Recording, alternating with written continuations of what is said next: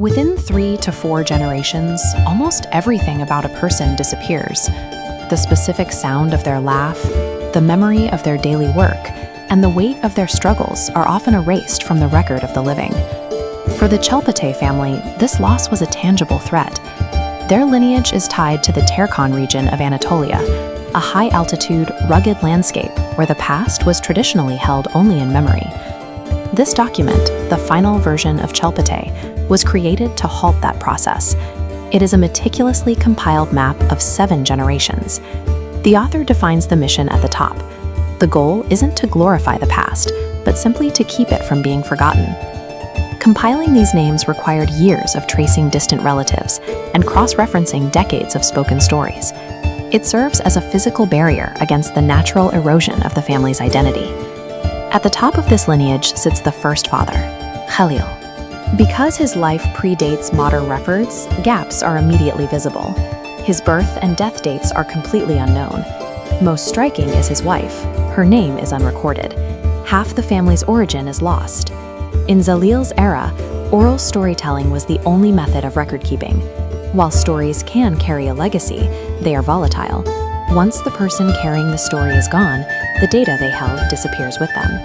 Without this written effort, every future branch of the family was destined to end up as blank as the entry for Xelil's life. Moving past the missing data, the tree reveals how the family survived the harsh economic realities of the Terkan region. Third-generation Muhammad married his uncle's widow after his uncle Ismail passed away. This cultural mechanic, levirate marriage, outlined 3 goals: ensuring the widow's economic security, continuing the lineage, and preventing family wealth from being divided. In a society without a state-run social safety net, this tradition functioned as a structural repair, relinking a vulnerable branch back to the main family tree. This wasn't a matter of modern romance.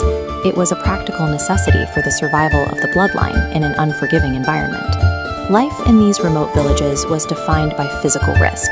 Without modern infrastructure or medical access, a simple accident often led to permanent disability or a sudden death. One entry tells the story of Silvik, who was attacked by a bull as a child. The trauma of the event left him permanently unable to speak. The consequences of medical isolation are recorded in the entry for Fatik, who died during pregnancy without a hospital nearby. The ledger also records young Mamo.